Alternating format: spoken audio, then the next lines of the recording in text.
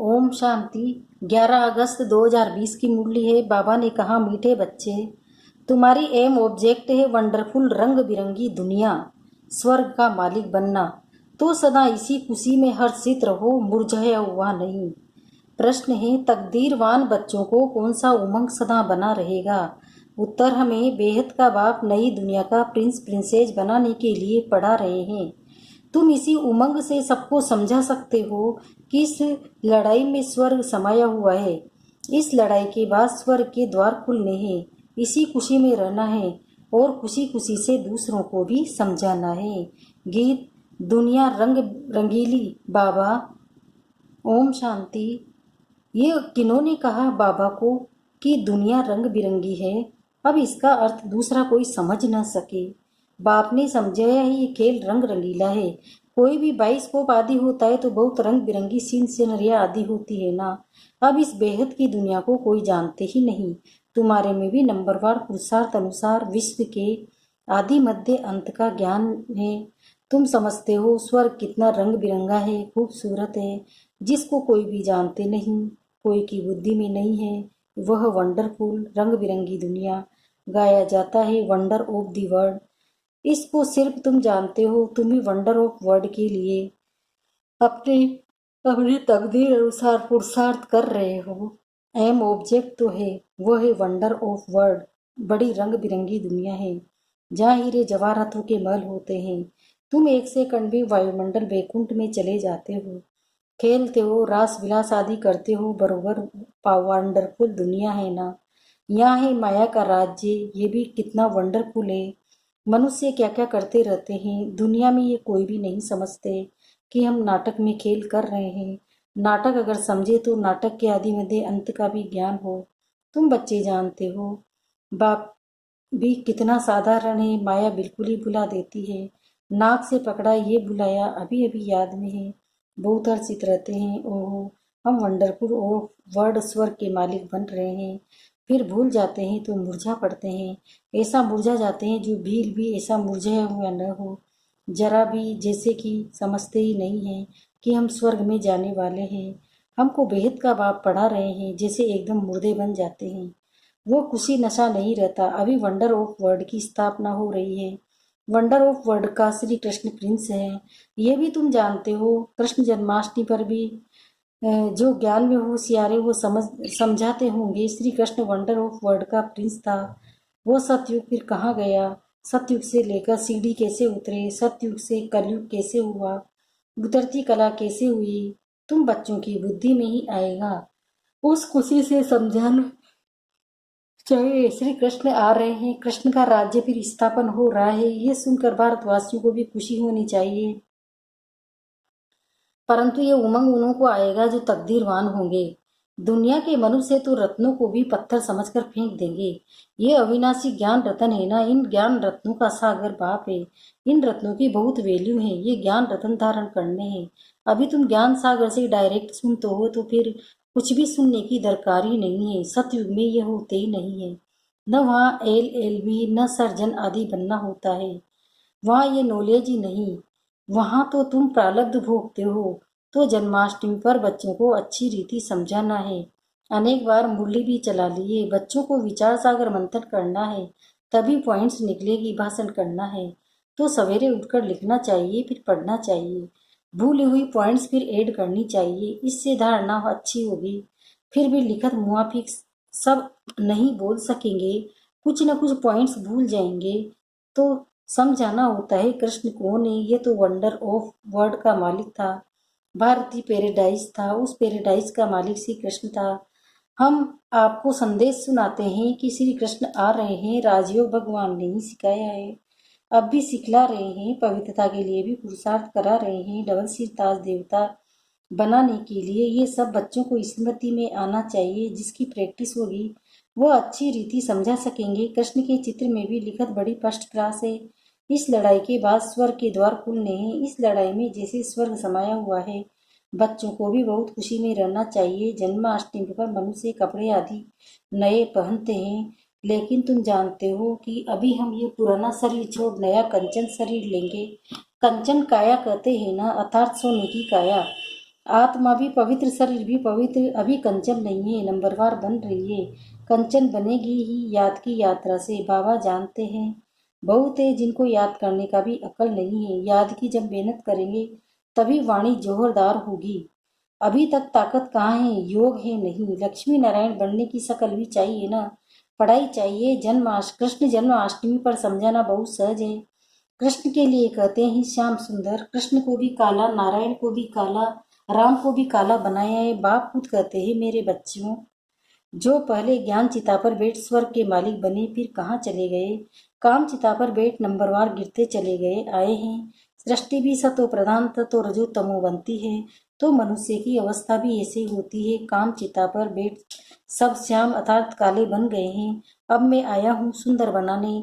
आत्मा को सुंदर बनाया जाता है। बाबा हर एक की चलन से समझ जाते हैं। मनसा वाचा कर्मणा कैसे चलते हैं, कर्म कैसे करते हैं, उसे पता पड़ जाता है।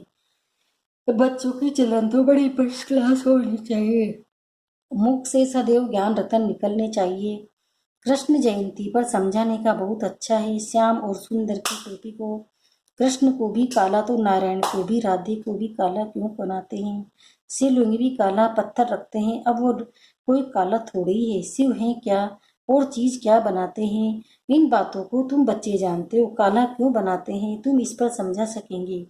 अब देखेंगे बच्चे क्या सर्विस करते हैं। बाप तो कहते हैं ये ज्ञान सब धर्म वालों के लिए है, उन्हों को भी करना है। बाप कहते हैं मुझे याद करो तो तुम्हारे जन्म जन्मांतर के पाप कट जाएंगे। पवित्र बनना है। किसी को भी तुम राखी बांध सकते हो, यूरोपियन को भी बांध सकते हो, कोई भी हो उनको करना है मन मना भव भगवान वाचे। जरूर कोई रतन से कहेंगे ना। कहते हैं मामेकम याद करो, देह के सब धर्म छोड़ अपने को आत्मा समझो।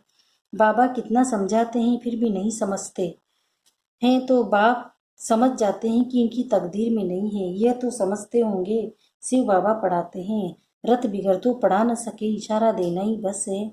कोई कोई बच्चों को समझाने की प्रैक्टिस अच्छी है। मम्मा बाबा के लिए तो समझते हैं, वो ऊंच पद पाने वाले हैं। मम्मा भी सर्विस करती थी ना। इन बातों को भी समझाना होता है।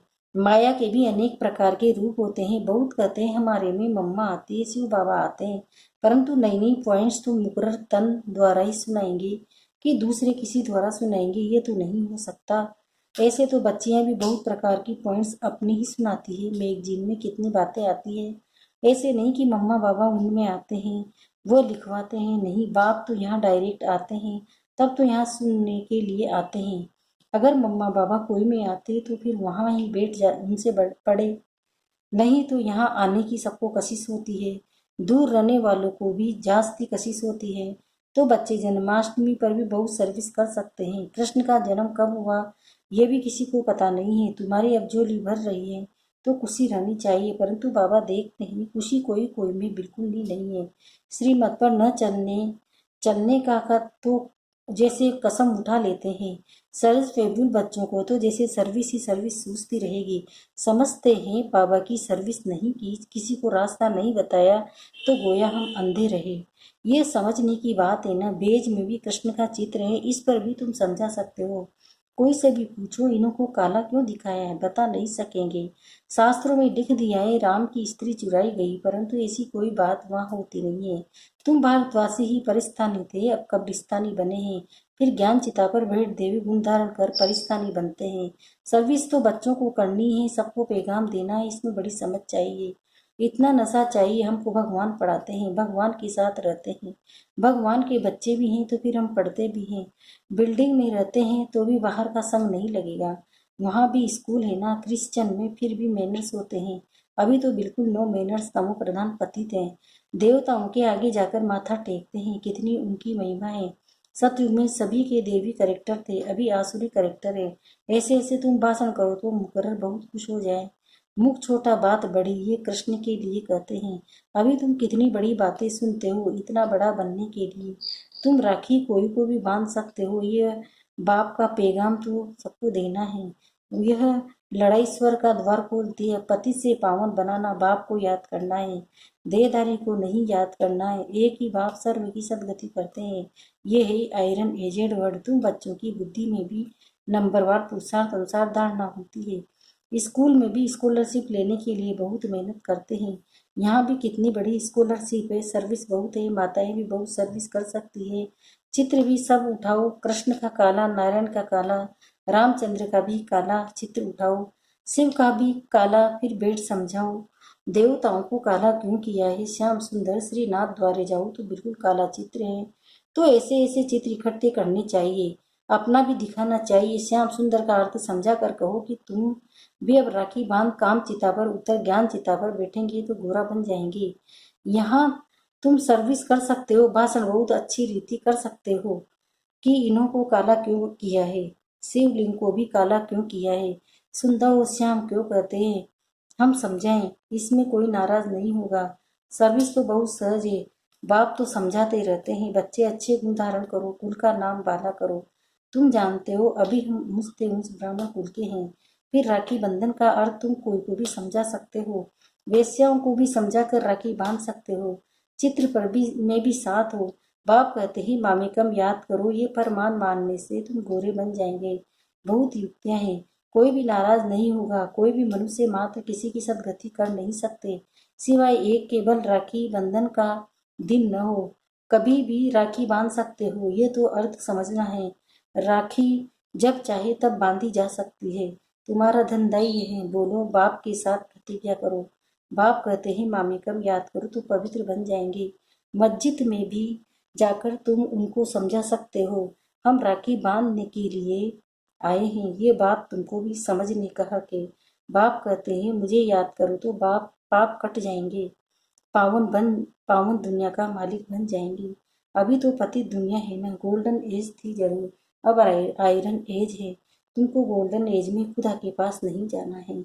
ऐसे सुनाओ तो झट आकर चरणों में पड़ेंगे। अच्छा, मीठे मीठे सिकिलते बच्चों प्रति माता पिता बाप दादा का याद प्यार और गुड मॉर्निंग। रूहानी बाप की रूहानी बच्चों को नमस्ते। हम रूहानी बच्चों की भी रूहानी माता पिता बाप दादा को याद प्यार गुड मॉर्निंग नमस्ते नमस्ते। धारणा के लिए मुख्य सार पहला है, ज्ञान रत्नों के सागर से जो अविनाशी ज्ञान रत्न प्राप्त हो रहे हैं उनकी वैल्यू रखनी है। विचार सागर मंथन कर स्वयं में ज्ञान रत्न धारण करने हैं, मुख से सदैव रत्न निकालने हैं। दूसरा, याद की यात्रा में रहकर वाणी को जोहरदार बनाना है। याद से ही आत्मा कंचन बनेगी, इसलिए याद करने का अकल सीखना है। वरदान, पुरानी देह और दुनिया को भूलने वाले बाप दादा के दिल तख्त नसीब भव। संगम विस्तार है इसका, संगम युगी श्रेष्ठ आत्माओं का स्थान है ही बाप दादा का दिल तख्त। ऐसा तख्त सारे कल्प में नहीं मिल सकता। विश्व के राज्य का वह स्टेट के राज्य का तख्त तो मिलता रहेगा, लेकिन ये तख्त नहीं मिलेगा। ये इतना विशाल तख्त है जो चलो फिरो खाओ सो हो, लेकिन सदा तख्त नसीब रह सकते हो। तो बच्चे सदा बाप दादा के दिल तख्त पर रहते हैं। वे इस पुरानी देह व देह की दुनिया से विस्मृत रहते हैं, इसे देखते हुए भी नहीं देखते हैं। स्लोगन, हद के नाम मान शान के पीछे दौड़ लगाना अर्थात परछाई के पीछे पड़ना है। शुक्रिया बाबा, शुक्रिया आपका पद्मा पदम, शुक्रिया। ओम शांति।